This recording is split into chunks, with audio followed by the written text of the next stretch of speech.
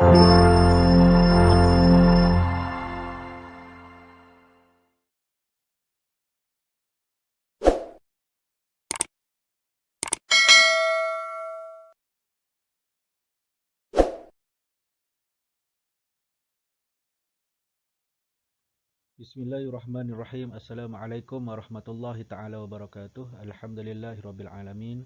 Wassalatu wassalamu ala asyrafil anbiya'i wal mursalin wa ala alihi wa sahbihi ajma'in. Qala rabbi shrah li sadri wa yassir li amri wahlul 'uqdatam min lisani yafqahu qawli. Subhanaka la ilma lana illa ma 'allamtana innaka antas samiul alim wa la haula wa la quwwata illa billahil aliyyil azim.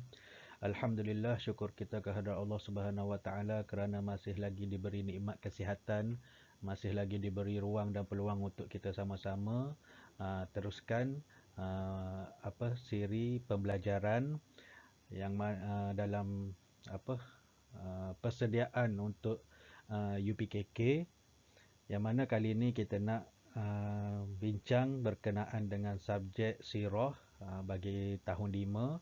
Pelajaran yang pertama, unit 1. Okey, yang mana tajuk yang kita akan bincangkan hari ini adalah berkaitan dengan perkembangan agama Islam. Okey, perkembangan agama Islam, unit 1, akidah. Okey. Dan kita pada permulaannya kita nak bincang berkaitan dengan dakwah Rasulullah sallallahu alaihi wasallam. Okey. Yang pertama, pada peringkat awal dakwah Rasulullah sallallahu alaihi wasallam dia menekankan perihal akidah.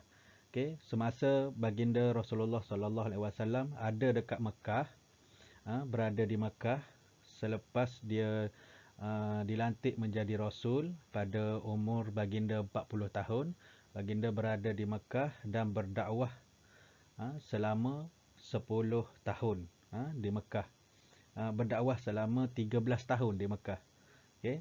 Dan pada masa ni apa yang diajarkan, apa yang ditekankan oleh baginda Rasulullah hanyalah untuk menguatkan akidah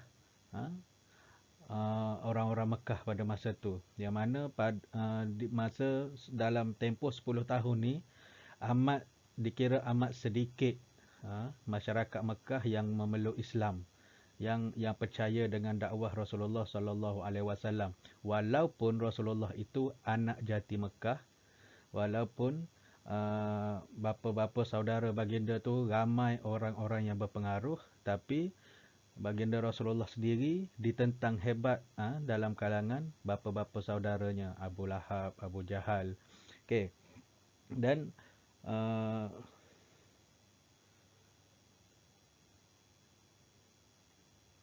dalam berkaitan dengan akidah ini, Rasulullah dia menekankan perkara-perkara berikut, iaitu beriman kepada Allah Subhanahu Wa Taala, beriman kepada malaikat, beriman kepada rasul, beriman kepada kitab, beriman kepada hari kiamat dan beriman kepada qada dan qadar. Okey. Kemudian Rasulullah sallallahu alaihi wasallam telah berdakwah di Mekah selama 13 tahun. Okey, selama 13 tahun ni penekanan baginda hanyalah berkaitan dengan akidah.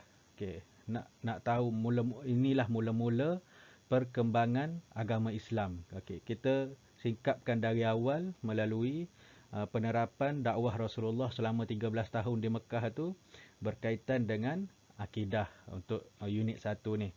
Okey, dan kita akan bincangkan satu persatu berkaitan dengan beriman kepada Allah, beriman kepada malaikat, beriman kepada rasul, beriman kepada kitab, beriman kepada hari kiamat dan beriman kepada qada dan qadar. Ini termasuk di dalam rukun iman. Okey, kena ingatlah. Rukun iman ada 6 perkara dan perkara-perkara berikut. Okey, kemudian kita tengok dulu berkaitan dengan beriman kepada Allah Subhanahu Wa Taala. Okey, sebelum kedatangan Islam,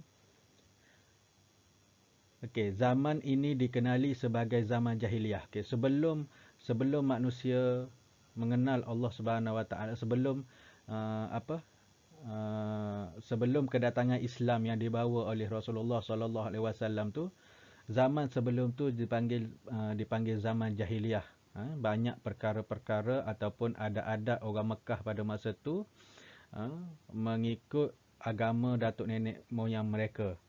Okey, diorang ni buat macam-macam lah, antaranya yang kisah-kisah yang famous kita dengar tentang tentang membunuh anak perempuan, tentang tak ada tiadanya orang perempuan tu dia jadi macam uh, biasa je, tak ada apa-apa pangkat darjat di sisi masyarakat jahiliah.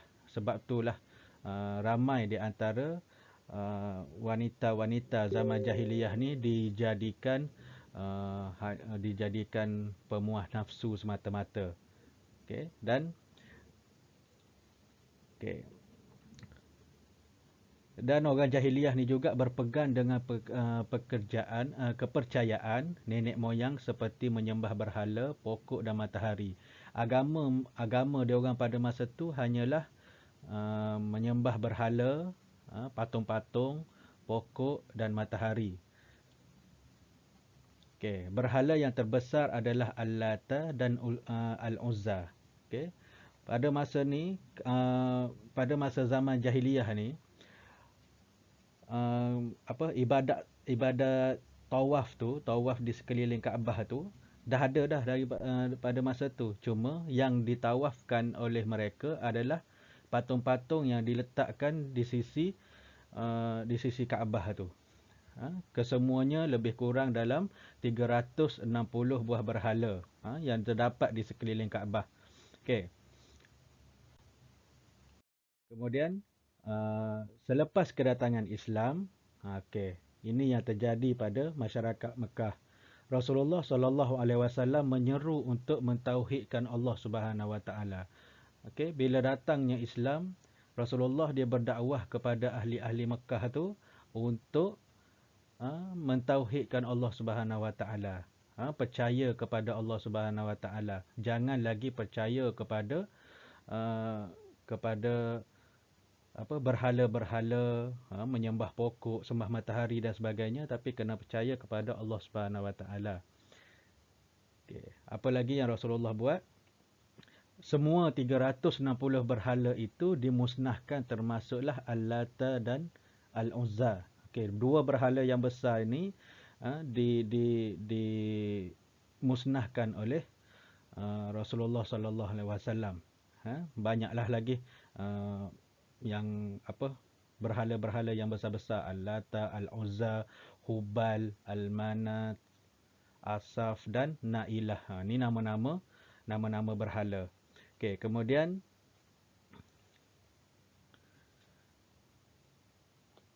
Islam berkembang pesat di kota Mekah. Selepas daripada tu Islam berkembang pesat di kota Mekah. Itu ada antara dua perbezaan antara zaman sebelum datangnya Islam dan zaman selepas kedatangan Islam. Macam mana perkembangan perkembangan negara Islam itu, perkembangan agama Islam itu sendiri terjadi. Pada awalnya di peringkat awal Rasulullah berdakwah yang selama 13 tahun tadi sedikit, tapi Islam berkembang di bumi Madinah bila Rasulullah melakukan perjalanan hijrah ke Madinah. Maka lepas tu Islam mula berkembang.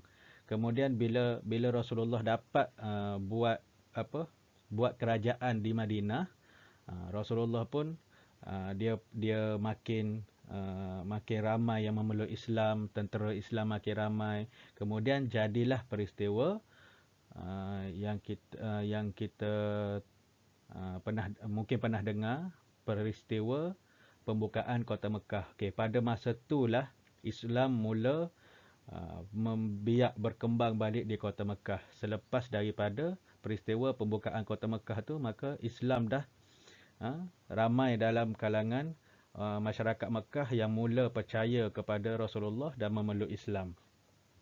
Okey, apa lagi yang diterapkan oleh Rasulullah. Okey, sebelum tu dalil nakli tentang kewujudan Allah Subhanahu Wa Taala. Kita tengah bincangkan berkaitan dengan uh, apa nama? Beriman kepada Allah. Okey, dalil nakli tentang kewujudan Allah Subhanahu Wa Taala. Allahu khaliqu kulli syai' wa huwa ala kulli syai'in wakil. Maksudnya Allah pencipta segala sesuatu dan dia maha pemelihara atas segala sesuatu. Surah Az-Zumar ayat yang ke-62. Okey. Kemudian dalil nakli tentang kewujudan Allah ni, akal manusia mampu, dalil akli, dalil daripada akal manusia mampu membuktikan kewujudan Allah Subhanahu Wa Taala dengan cara memerhati, berfikir dan mengkaji kehidupan alam nyata. Maksudnya kita nak buktikan bahawasanya Allah itu wujud, Allah itu ada, kita tengok apa yang telah diciptakan oleh Allah Subhanahu Wa Taala, daripada sudut manusia itu sendiri, kemudian binatang, tumbuh-tumbuhan. Kita tengok bukit, tingginya bukit tu kan, besarnya bukit tu, kita pun ingat, oh hebatnya Allah Subhanahu Wa Taala ciptakan bukit. Okey. Kita tengok langit, hebatnya Allah cipta langit tu tanpa sebarang tiang pun. Tak ada tiang pun pada langit tu. Okey. Kemudian kita tengok pula berkaitan dengan beriman, rukun iman yang kedua, beriman kepada malaikat. Ini yang diterapkan oleh Rasulullah semasa awal perkembangan Islam, beriman. Kemudian kita nak tengok berkaitan dengan keistimewaan malaikat. Malaikat ni adalah makhluk Allah. Malaikat ni adalah makhluk Allah yang diciptakan daripada cahaya. Dan malaikat ni juga adalah makhluk yang paling taat kepada Allah Subhanahu Wa Taala. Dia sangat taat kepada Allah Subhanahu Wa Taala, dan setiap malaikat tu dia ada tugas-tugas yang tersendiri. Ada kalau kita dengar dalam peristiwa Isra' dan Mi'raj tu, Rasulullah cerita ada satu tahap pergi daripada satu lapisan langit, dia tengok malaikat kat situ sujud sahaja kepada Allah Subhanahu Wa Taala, dan ada yang rukuk sahaja, ada yang qiyam sahaja, sampai macam tu sekali. Dan kita wajib beriman, yang kita wajib tahu tugas-tugas malaikat ni ada malaikat yang wajib kita kenali, kita hafal adalah ada 10 kan, dan tugas-tugasnya lepas ni kita akan bincangkan. Kemudian yang kedua, malaikat ni juga boleh berubah dengan rupa paras lelaki. Malaikat ni boleh berupa paras dengan rupa paras seorang lelaki. Biasanya dalam keadaan malaikat tu turun untuk memberi atau menyampaikan wahyu kepada Rasul dan Nabi-Nabi dengan keadaan menyerupai seorang lelaki. Dan malaikat ni juga bersayap. Malaikat ni satu makhluk Allah yang bersayap. Allah berfirman, Alhamdulillahi fatiris samawati wal ard, ja'ilil malaikati rusulan uli ajnihatim masna wa sulasa wa ruba'. Maksud dia, segala puji bagi Allah Subhanahu Wa Taala, pencipta langit dan bumi, yang menjadikan malaikat sebagai utusan yang menguruskan pelbagai urusan, yang mempunyai sayap 2, 3 dan 4.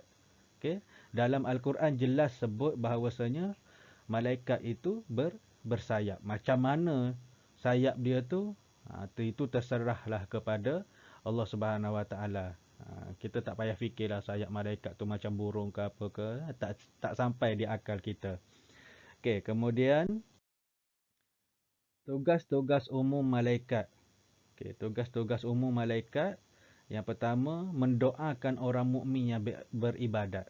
Kalau kita beribadat kepada Allah Subhanahu Wa Taala, malaikat-malaikat juga akan mendoakan kita. Sama juga malaikat-malaikat yang turut serta dalam majlis-majlis ilmu. Kalau awak sedang belajar tu pun itu dikira majlis ilmu. Dan sebab itulah pada ketika belajar, walau apa cara pun, walau macam mana pun kita belajar, kena ikut adab sopan belajar yang betul. Kerana di setiap pengajian itu, di setiap cara kita menuntut ilmu Allah tu, ada malaikat-malaikat yang turut serta dan mendoakan kita yang sedang belajar ni. Sebab tu kita kena jaga adab, kita kena jaga tingkah laku kita semasa belajar. Tak kisahlah belajar dalam kelas ke, belajar secara online ke. Kena jaga adab-adab dan batasan. Kemudian yang kedua, tugas malaikat juga bertasbih dan beribadat kepada Allah Subhanahu Wa Taala. Itu tugas umum malaikat, bertasbih dan beribadat kepada Allah Subhanahu Wa Taala tanpa henti. Kalau kita manusia ni ada kadang-kadang ada masa kita beribadat, ada masanya kita tak beribadat, tapi malaikat ni kerja dia beribadat je kepada Allah Subhanahu Wa Taala. Dia bertasbih je kepada Allah Subhanahu Wa Taala. Kemudian yang ketiga, tugas umum malaikat ni adalah menanggung arasy Allah Subhanahu Wa Taala. Kemudian malaikat dan tugas-tugasnya. Ni kita nak tengok berkaitan dengan 10 malaikat dan tugas-tugas dia. Yang pertama, ni malaikat yang paling famous lah. Siapa tak tahu nama malaikat ni, tak tahulah kenapa ya. Malaikat yang pertama adalah malaikat Jibril. Malaikat Jibril ni tugas dia adalah menyampaikan wahyu Allah Subhanahu Wa Taala kepada nabi-nabi dan rasul-rasul. Kemudian yang kedua, Mikail. Malaikat Mikail menurunkan rezeki. Menurunkan rezeki. Yang ketiga, Israfil. Malaikat Israfil ni meniup sangkakala, tugas dia. Tiupan sangkakala ni berlaku apabila nak terjadinya kiamat. Bila malaikat Israfil ni tiup je sangkakala, maka perakhiran dunia akan tiba perakhiran dunia. Kemudian yang seterusnya, yang keempat, malaikat Israel. Malaikat Israel ni kerja dia adalah mencabut nyawa. Tugas dia adalah mencabut nyawa.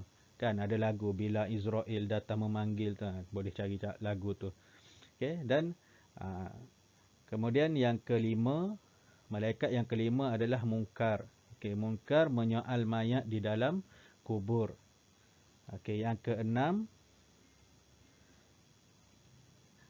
malaikat yang keenam, Nakir. Malaikat Nakir ni juga adalah tugas dia menyoal mayat di dalam kubur. Yang ketujuh, Raqib, mencatat amalan baik. Malaikat Raqib mencatat amalan baik. Kemudian yang ke-8, Atid. Malaikat Atid mencatat amalan yang buruk. Yang ke-9, malaikat Malik menjaga neraka. Yang ke-10, malaikat Ridwan menjaga syurga.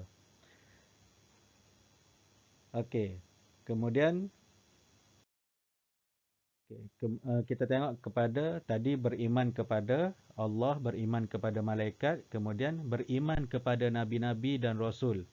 Nabi ialah manusia biasa macam kita, manusia, tapi bukan biasa macam kita lah. Dia cuma manusia biasa ni, dia manusia macam kita, tapi diberi kelebihan yang dipilih oleh Allah Subhanahu Wa Taala dan diberi wahyu untuk dirinya sahaja. Itu Nabi. Dan kita, selain daripada 25 orang Rasul yang kita kena tahu tu, terdapat Nabi-Nabi yang lain. Nabi Syis, Nabi Daniel, Nabi apa lagi Nabi yang famous yang kita pernah dengar. Nabi Khidir, Nabi Yusha. Banyaklah. Dan Nabi ni ramai.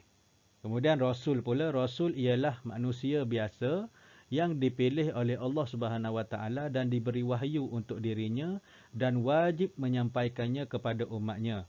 Rasulullah diutuskan untuk seluruh alam, tidak mengira kaum dan bangsa.